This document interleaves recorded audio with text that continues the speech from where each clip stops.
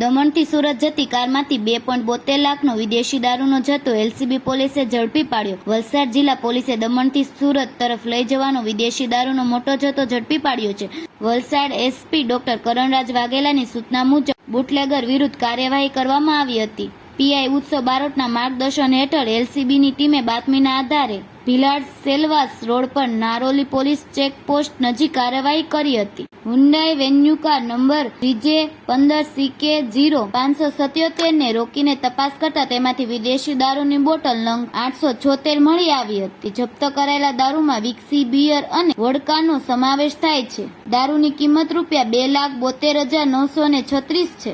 પોલીસે ₹5 લાખની કાર અને ₹5,000નો મોબાઈલ મળી કુલ ₹7,77,936નો મુદ્દામાલ કબજે કર્યો છે। પોલીસે મોટી દમણના રહેવાસી ગણપત ઉર્ફે ગણેશ પટનારા ઉંમર વર્ષ 40ની ધરપકડ કરી છે।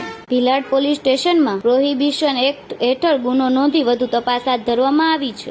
સમાચાર તો રોજના છે પણ અંદાજ છે ખાસ। ફરીથી મળીશું નવા સમાચાર સાથે, ત્યાં સુધી જોડાયેલા રહો લોકસામના ન્યૂઝ સાથે।